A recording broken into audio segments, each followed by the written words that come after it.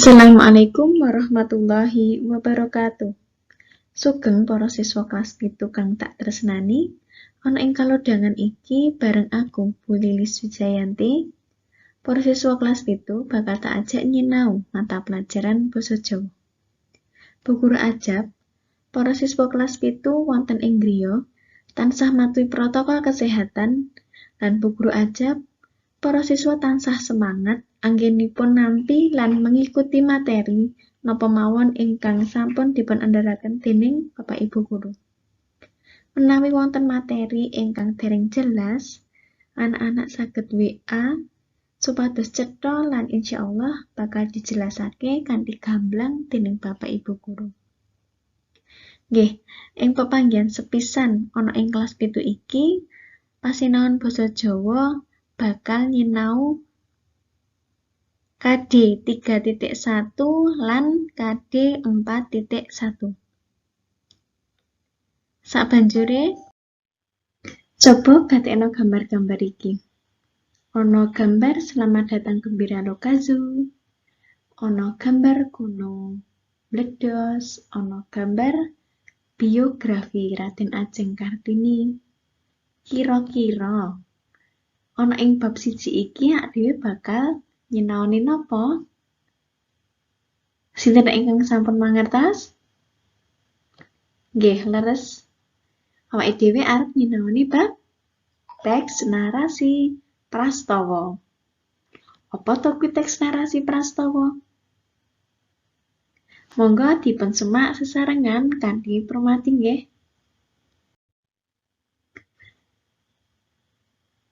Wonten ing piwulang setunggal, kompetensi dasaripun nggih menika 3.1. Memahami isi teks narasi tentang peristiwa atau kejadian. Nah, di KD 3.1 ini, para siswa dituntut untuk memahami isi teks narasi tentang peristiwa atau kejadian. Untuk yang keterampilan 4.1. Meringkas isi teks narasi tentang peristiwa atau kejadian dengan ragam kromo. Di keterampilan ini, nanti para siswa diajak untuk meringkas isinya, meringkas isi teks narasi yang sudah tersaji dengan menggunakan ragam kromo. Begitu nggih? Kemudian, mari kita simak pengertian dari teks narasi. Teks naratif utawa narasi yaiku teks kang nyritakake kedadean utawa kisah sing wis kedadean kanthi runtut saka wiwitan nganti pungkasan. Jadi, teks narasi utawa naratif yaitu teks yang menceritakan kejadian atau kisah yang sudah terjadi dengan runtut atau urut dari awal sampai akhir. Kemudian ciri-ciri teks narasi. Ada 5 ciri-ciri teks narasi yaitu isine babagan utawa tentang prastawa tertentu. Yang kedua, kabentuk saka pinten-pinten paragraf, terbentuk dari beberapa paragraf kanthi gaya bahasa naratif dengan menggunakan gaya bahasa naratif. Yang ketiga yaitu nggadhahi urutan cerita kang jelas, mempunyai urutan cerita yang jelas. Kemudian yang keempat, wonten prastawa lan konflik sajroning cerita. Ada peristiwa dan konflik atau permasalahan dari sebuah cerita.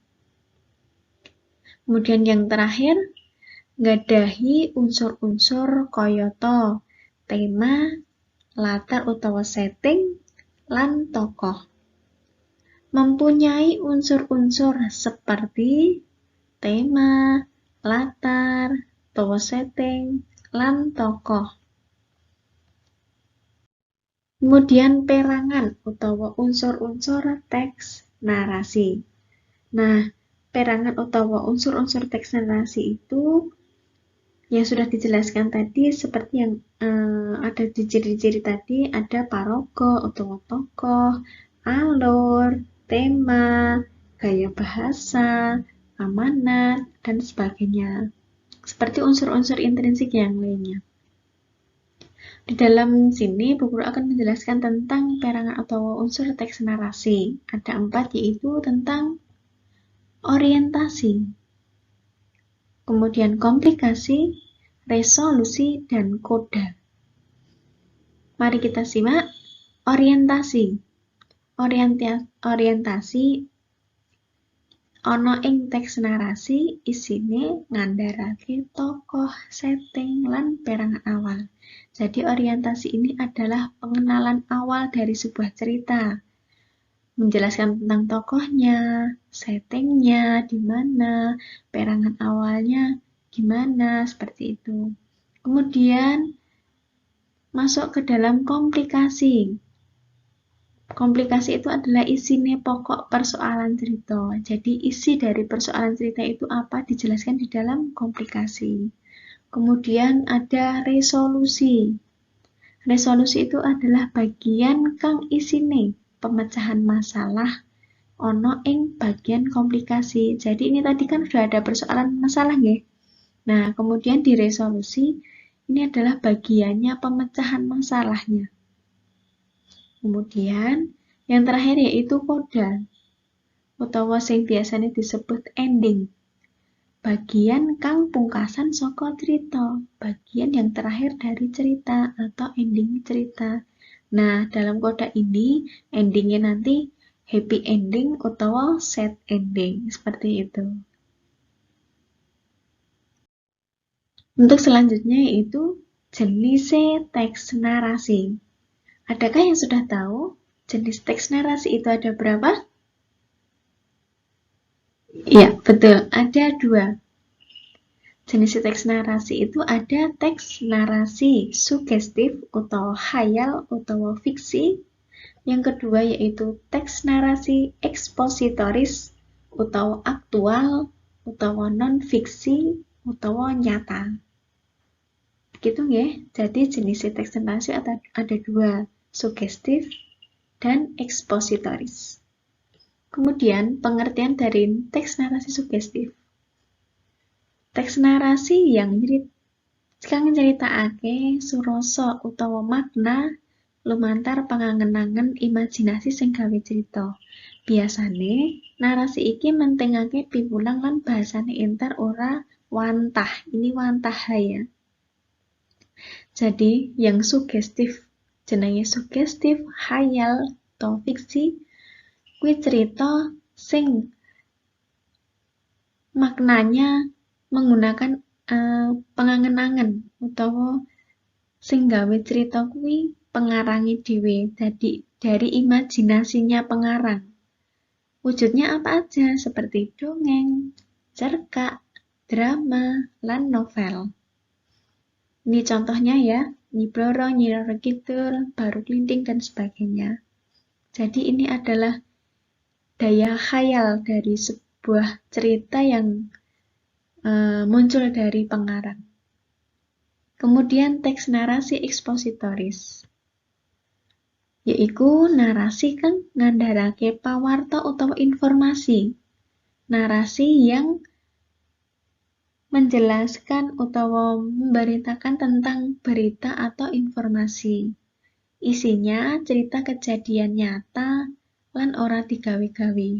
Jadi sing ekspositoris kuwi nyata, ceritane nyata yang ada dan terjadi di sekitar kita. Seperti apa? Tadi ada gambar Gembira Lokazu. Itu termasuk dari laporan perjalanan. Kemudian berita itu seperti gambar tadi. Gunung meledos. Kemudian ada biografi, tadi juga sudah ada contohnya, yaitu biografinya Raden Ajeng Kartini. Selanjutnya, ini adalah tulodo. Tulodo kuwi contoh. Contoh dari narasi sugestif. Apa tadi narasi sugestif? Iya. Narasi sugestif adalah narasi yang muncul dari imajinasi pengarang. Nah, ini bisa dibaca sendiri ya. Ada Tulodo Putri Lili Sarto Putri Mawar. Nah, inilah bagian dari orientasi. Orientasi tadi adalah sebuah pendahuluan. Cerita latar, nama-nama tokoh, kemudian suasananya bagaimana, seperti itu. Lanjut. Ini adalah bagian dari komplikasi. Komplikasi itu berarti sudah isinya itu adalah persoalan cerita, isi dari persoalan cerita.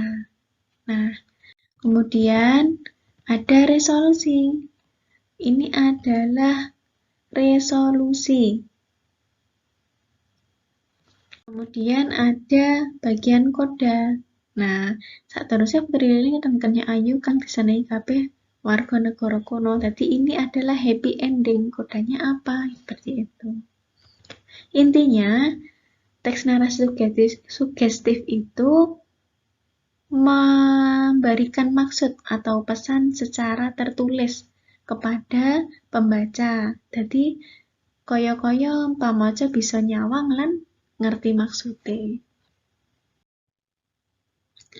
Kemudian ini yang tulodo teks narasi ekspositoris menyang kebon duren. Nah, ini tadi seperti laporan perjalanan atau piknik, lagi piknik ning kebon duren toh. Nah, itu termasuk dari narasi ekspositoris karena itu adalah kejadian nyata. Berikut ini adalah bagian orientasinya. Kemudian bagian komplikasi dari inti persoalan. Kemudian lanjut bagian komplikasinya ini. Kemudian bagian resolusi, pemecahan masalah. Nah, kemudian kodanya happy ending juga, seperti itu. Nah, kanggo ngarang narasi, awake dhewe bisa nganggo pathokan iki nggih. Dadi arep nulis narasi kuwi bisa nganggo pathokan 5W plus 1H. Napa mawon? Wonten what. Apa kang bakal diceritakake. Where, ing ngendi papan dumadine cerita. When, kapan kedadeane. Who, sapa wae tokoe. Why, kenapa prastawa bisa dumadi. How, kepiye ceritane iku dijelasake. Dadi saka 5W1H iki awake dhewe iso ngarang teks narasi. Nggih. Bu Guru kinten cekap semanten anggenipun Bu Guru ngandharake materi ing pasinaon dinten menika. Bu Guru pungkasi, akhirul kalam, wassalamualaikum warahmatullahi wabarakatuh.